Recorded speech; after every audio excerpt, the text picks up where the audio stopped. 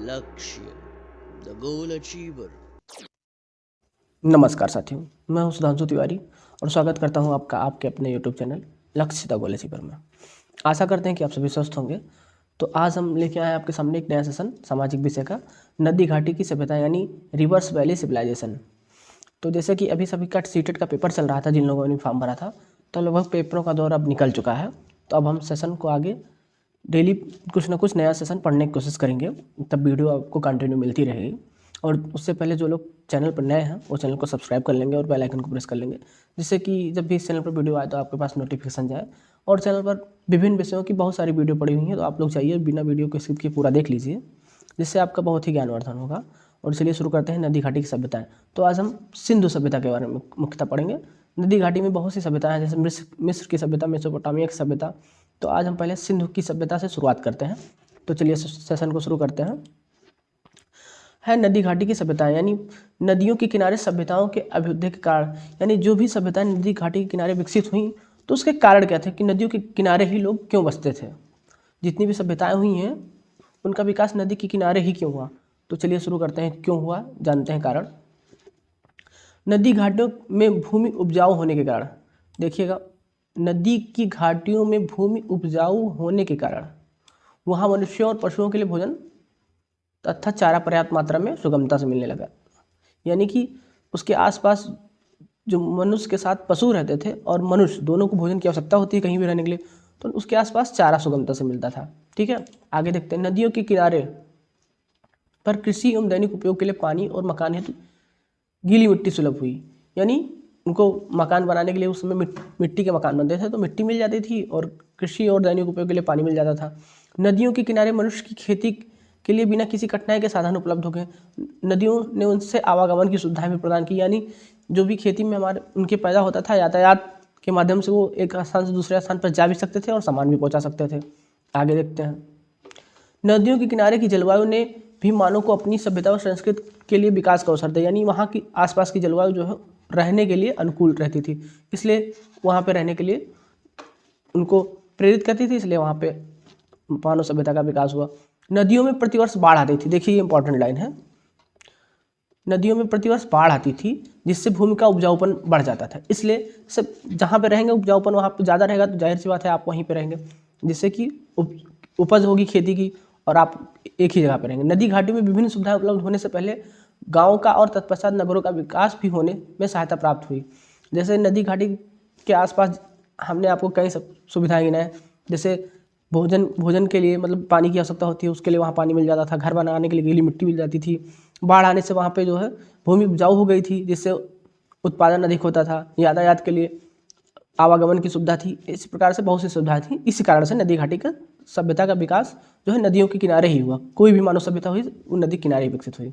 उम्मीद करते हैं आपको समझ में आ गया होगा। अब पढ़ते हैं सिंधु घाटी की जानकारी के प्रमुख साधन। तो सिंधु सभ्यता का विकास हुआ, उसकी जानकारी कैसे हुई।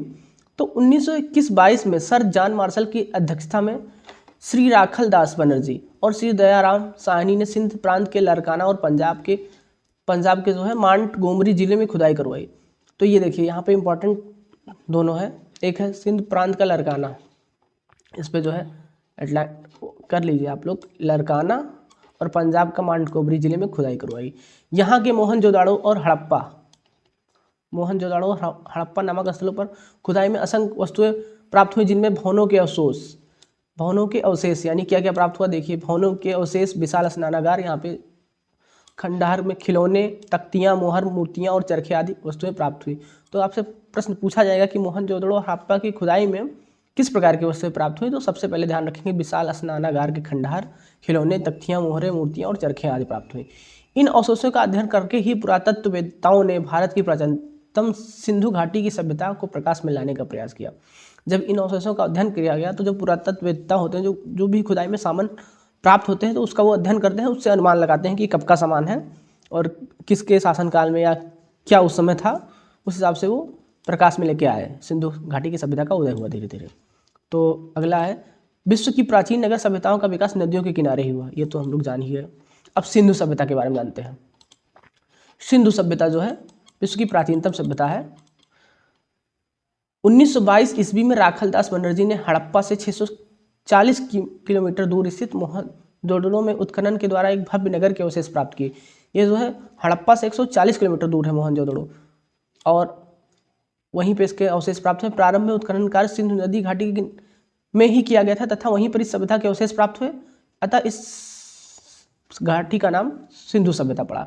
जॉन मार्शल जो थे, जिनकी अध्यक्षता में इसकी खुदाई करवाई गई, तो उन्होंने इसका नाम सिंधु सभ्यता रखा, क्योंकि सिंधु नदी के आसपास ही उसकी खुदाई चल रही थी। तो आगे चलते हैं। नगर निर्माण योजना। सिंधु घाटी सभ्यता का स्वरूप नगरीय था। याद रखेंगे, इस सभ्यता का स्वरूप नगरीय था, इंपॉर्टेंट पॉइंट है। सिंधु सभ्यता की नगर योजना के आधार सामग्री मोहनजोदड़ो, हड़प्पा, चंद्रहूड़ो, कालीबंगा, लोथल, बनवाली आदि से प्राप्त हुई। यानी ये सब जगहें हैं जो पूछा जाएगा कि कौन कौन से जगह प्राप्त हुए हैं, तो ये याद रखेंगे हम लोग।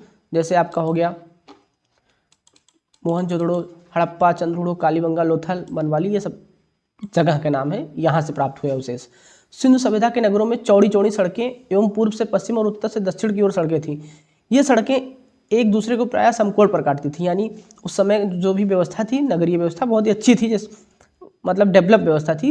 सड़कें चौड़ी चौड़ी सड़कें थी, एक दूसरे को समकोण पर काटती थी। ये सड़कें चौड़ी थी जो संभवतः राजमार्ग रही होंगी, और नगर की सभी सड़कें राजमार्ग से मिलती थी। नगर में जल निकास का समुचित प्रबंध था, यानी जो भी बेस्ट पानी है वो नगरों से बहुत अच्छे से नाली के द्वारा निकलता था। सड़क के किनारे नालियाँ थी जो पक्की एवं ढकी होती थी। यानी कि हम कह सकते हैं कि हमारे इस आधुनिक ज़माने से भी बेहतर व्यवस्था थी, क्योंकि आज भी कई जगह पे नालियाँ खुली देखने को मिलती हैं हमें।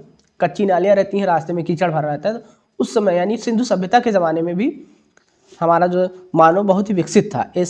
ऐसा इसमें मेन होल भी बनाया गया था, यानी इसमें मेन होल की सुविधा भी थी। आगे देखते हैं। अब देखते हैं भवन निर्माण। आपने देखा कि सड़कें बहुत चौड़ी थी, एक दूसरे के समकोण पर काटती थी, ये सब विशेषताएं थी उनकी सड़कों की।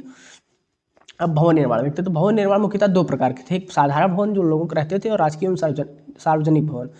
साधारण भवन, इन भवनों का आकार आवश्यकता अनुसार छोटा बड़ा होता था, मतलब जैसा जिस परिवार में जितने लोग हैं उस हिसाब से छोटा बड़ा मकान था। ये भवन 1 से 2 मंजिले तक होते थे, और सीढ़ी भी रहते थे। सीढ़ी मतलब पत्थर की या मिट्टी की रहती थी, जिससे ऊपर जाते थे लोग। भवन में खिड़कियाँ, रोशनदान, दरवाजे, रसोई घर, कुआं, स्नान घर और आंगन होता था। यानी ऐसा नहीं है कि वहाँ पे जो है रोशनी का आवागमन रहता था, हवा आती थी। ऐसा नहीं कि मतलब कि गुफा की तरह नहीं रहता था घर, बाकायदा आज के ज़माने का घर था, मॉडर्न ज़माने का। रसोई घर भी रहती थी, खाना बनाने के लिए व्यवस्था था, रोशनदान, दरवाजे, खिड़कियाँ थी, स्नान गृह भी था, बाथरूम जो कहते हैं आजकल के ज़माने में, आंगन था, कुआं भी था पानी पीने के लिए, नहाने के लिए। दरवाजे छत व लकड़ी के बने रहते थे, दरवाजे छत व लकड़ी के बने होते थे। भवनों में बहुत विकास का उचित प्रबंध था। भवनों में जो यहाँ पे कुछ था, टाइपिंग मिस्टेक है। घर के दरवाजे मुख्य सड़क पर ना खुलकर घर के पीछे खुलते थे। ये इसकी सबसे बड़ी विशेषता है कि घर के दरवाजे जो है मुख्य सड़क पर नहीं खुलते थे। जैसे आपका मकान कोई है मान लीजिए, तो उसका दरवाज़ा मेन सड़क पे नहीं होकर दरवाजे के पीछे हो। ये उस समय ऐसी पता नहीं क्यों विशेषता दी गई थी उनकी। अब आगे देखते हैं। जो है ये साधारण भवन हो गया। अब राजकीय भवन, जैसे सरकारी भवन जो कह सकते हैं, राजकीय एवं सार्वजनिक भवन। मोहनजोदड़ो में राजकीय एवं सार्वजनिक भवन के भग्नावशेष भी प्राप्त हुए हैं। भग्नावशेष मतलब होता है खुदाई में जो भी अवशेष प्राप्त होते हैं। एक विशाल भवन 71 मीटर लंबा और इतना ही चौड़ा था। इसमें एक विशाल कक्ष भी था जिसकी छत 20 स्तंभों पर टिकी थी। तो ऐसा माना जाता है कि ये जो मीटिंग होती थी उनकी, वार्ता कक्ष कह सकते हैं, वार्ता कक्ष, तो ये वो रहा होगा। अब आगे देखते हैं। स्नानागार प्राप्त हुआ है, ये इंपॉर्टेंट है, इसको ध्यान से देखेंगे। विशाल स्नानागार एक विशाल भवन में स्थित था। इसका जलाशय आयताकार था और इसकी जो चौड़ाई थी वो 39 फीट थी और 8 फीट गहरा था। चौड़ाई यानी बहुत हो गई 39 फीट, और गहराई भी 8 फीट थी। यानी इसके प्रत्येक ओर जल तक पहुँचने के लिए बर्तनों का भी प्रयोग कर ईंटों की सीढ़ियाँ थीं। जलाशय की दीवार एवं फर्श पक्की ईंटों से बने थे, और इसके चारों ओर जो है बाहर निकलने के लिए, मतलब जलाशय तक पहुंचने के लिए चारों तरफ से सीढ़ियां बनाई गई थी। जैसे गहराई में जितने हम, जैसे 8 फीट की गहराई थी, तो जैसे जैसे चारों तरफ से बरामदे बने हुए थे, और बरामदों के सभी तरफ गेट लगे हुए थे। जैसे आप किसी भी तरफ से जाएंगे गेट के अंदर से, तो सब तरफ सीढ़ियाँ बनी हुई थी, वो आपको सीधा जलाशय की तरफ लेके जाती थी। और जलाशय की दीवार एवं फर्श पक्की ईंटों से बना था। ऐसा नहीं है कि उसमें लीकेज की प्रॉब्लम हो। देखिए, विशाल स्नानागार और अन्नागार, मतलब जहाँ पे आपका होता है स्टोर रूम, भंडार गृह कह सकते हैं, वहाँ पे अनाज रखे जाते थे, वो भी प्राप्त हुआ था। अनाज मतलब भंडार गृह की लंबाई 18 मीटर एवं चौड़ाई 7 मीटर थी। इसके अतिरिक्त मोहनजोदड़ो में सार्वजनिक भोजनालयों के अवशेष भी प्राप्त हुए, यानी कि सार्वजनिक भोजनालय भी थे उस समय। अब देखते हैं सामाजिक संगठन। सिंधु सभ्यता का समाज मुख्यतः वर्गहीन समाज था, यानी उस समय वर्ग का भेदभाव नहीं था कि जो ये ब्राह्मण शूद्र ये सब उस समय व्यवस्था नहीं थी, ये बाद में हुआ है। समाज मुख्यतः व्यापार प्रधान था, यानी उस समय व्यापार ज़्यादा होता था, इसलिए इसमें मुख्य वर्ग व्यापारी, योद्धा, श्रमजीवी, विद्वान सभ्यता के प्रमुख आदि थे।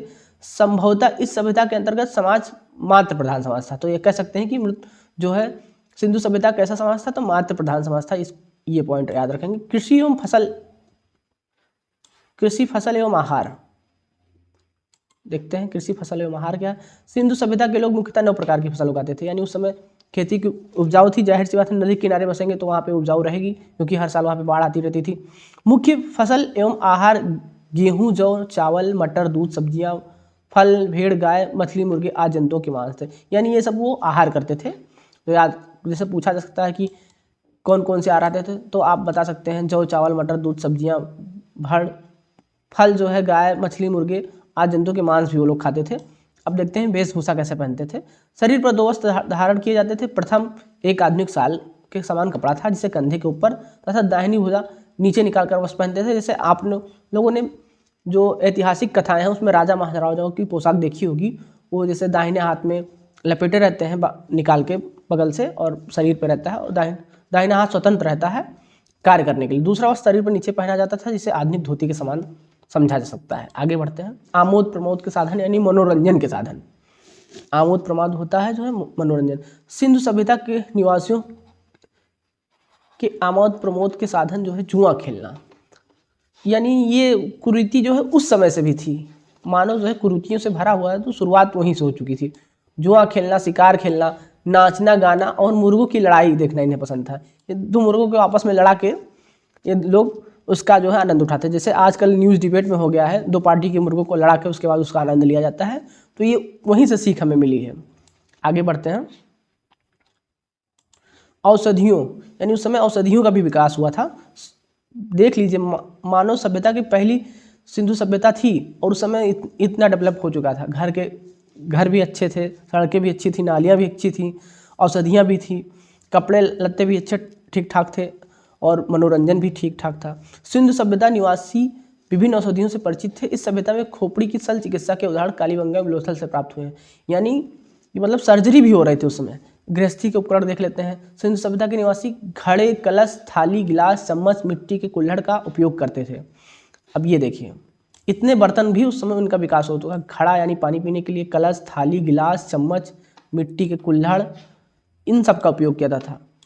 कभी कभी सोने एवं चांदी के बर्तनों का भी प्रयोग होता था, यानी उस समय सोने चांदी के बर्तनों का भी प्रयोग करते थे। प्रसाधन सामग्री, ये देखिए, स्त्रियों को प्रसाधन अत्यंत प्रिय थे, यानी ये खाली आजकल की समस्या नहीं है। उस समय स्त्रियों को जो सौंदर्य सामग्री बहुत भाती थी, वह लिपस्टिक का प्रयोग करती थी। यानी मतलब ये आज से नहीं है, बहुत पुराना ये जो है सामग्री है। उस समय इसका प्रयोग होता था लिपस्टिक का। लिपस्टिक चंद्रहूणों से प्राप्त हुई है। तो आप समझ सकते हैं कि जो है मेकअप का सामान इतना क्यों महंगा हुआ। ये पूरा बहुत आदिकाल से चलता आ रहा है, इसका जो है प्रचलन आज से नहीं है। अब आर्थिक जीवन के बारे में जानते हैं कि आर्थिक जीवन उस समय कैसा था, यानी कि आमदनी और लोगों में जो है रहने खाने की जो स्तर था वो कैसा था। सिंधु सभ्यता के निवासियों की आर्थिक स्थिति अत्यंत सुदृढ़ थी, यानी बहुत अच्छी थी। कृषि इनका मुख्य व्यवसाय था। गेहूं, जौ, चावल, कपास एवं मटर एवं अनेक फल उगाए जाते थे, ये आपको पता चल गया है। पशुपालन, इस सभ्यता के निवासी मुख्य रूप से गाय, भेड़, बकरी, कुत्ता आदि पालते थे। कपड़े बुनना, सिंधु निवासी विश्व के सूत काटने तथा कपड़े बुनने वाले संभवतः प्रथम लोग थे, यानी ये प्रथम लोग थे जो सूत काटते थे उस समय, और कपड़े बुनने वाले प्रथम लोग थे। तो पूछा जा सकता है कि सूत काटने और कपड़े बुनने वाले संभवतः प्रथम लोग कौन थे, तो सिंधु सभ्यता, यानी विश्व की जो है पहली सभ्यता थी, उस समय के लोग थे। व्यापार, इस सभ्यता के निवासियों का विदेशों से भी व्यापारिक संबंध था। इस सभ्यता के प्रमुख बंदरगाह लोथल, अब ये दोनों ध्यान से देख लीजिए, लोथल एवं सोतकाकोह, ये दोनों नाम याद रखिएगा कि सभ्यता के प्रमुख बंदरगाह लोथल एवं सोतकाकोह है। तो हमारे हिसाब से ऐसा कोई भी उस समय किसी चीज़ की कमी नहीं थी। जो एक आधुनिक सभ्य समाज होता है, जितने भी व्यवस्थाएं थी उनके पास सब थी। उस समय उनके पास उद्योग भी था। सिंधु सभ्यता निवासी जो है शिल्पकला में दक्ष थे, यानी घर और जितने भी बनाने वाले सामान है, घर है, मंदिर है, कुछ भी शिल्प कला में वो पारंगत थे। मिट्टी के असंख्य बर्तन खुदाई से प्राप्त हुए जो अत्यंत सुंदर एवं आकर्षक थे। आभूषण प्रमुखता धातुओं के बनाए जाते थे, परंतु सीप, शंख, हाथी दांत आदि के भी आभूषण प्राप्त हुए हैं। यानी सब तरीके से वो पारंगत थे, किसी भी चीज़ की कमी नहीं थी उनका। देखिए घर बहुत अच्छे थे, राजकीय भवन भी होते थे, साधारण भवन भी होते थे, 1-2 मंजिले के होते थे, और जो है मीटिंग हॉल जैसे हम कह सकते हैं वो भी अच्छा खासा था। सड़कें थी, पक्की सड़कें थी, चौड़ी नालियाँ थी, घर दरवाजे जो है पीछे खुलते थे, खेती होती थी मुख्य रूप से गेहूँ, मटर, और जो है मांस भी खाते थे वो लोग। आमोद प्रमोद के साधन मतलब मुर्गों को लड़ाना, जुआ खेलना, ये सब था। और सौंदर्य प्रसाधन के साधन थे, मतलब आर्थिक जीवन कुल मिला के उनका सही था। अब तो हम लोग जो है सिंधु सभ्यता पढ़ चुके हैं। अब देखते हैं जो है मृतक समाधि, यानी जो लोग मर जाते थे उनका क्या किया जाता था। तो एक होती है पूर्ण समाधि, एक होती है आंशिक समाधि, एक होती है दाह कर्म। पूर्ण समाधि, पूर्ण समाधि में जो है वो लोगों को जो है उनके साथ दैनिक उपयोग की चीज़ें रख के और दफना देते थे। ये हो गई पूर्ण समाधि। आंशिक समाधि, आंशिक समाधि में पहले जो मृत शरीर होता था उसे खुले में छोड़ दिया जाता था। तो जो भी जीव जंतु, पशु पक्षी हैं जो भी मांस का उपयोग करते हैं, ग्रहण करते हैं, वो पहले उनके मांस को खाते थे। उसके बाद जो बची कुची अस्थियाँ रहती थी उनको उठा के दफनाया जाता था। तो ये आंशिक समाधि कहलाती है। अब दाह कर्म में जो है जला दिया जाता था। अब देखते हैं कला, कला कौन सी थी उनके अंदर। भवन निर्माण कला, ये एक कला थी। मूर्ति कला, धातु कला, चित्रकला, यानी सारी कलाओं में भी पारंगत थे। तो इस प्रकार से सिंधु सभ्यता हम लोगों ने देखी। तो उम्मीद करते हैं कि आपको सेशन बहुत अच्छा लगा होगा। तो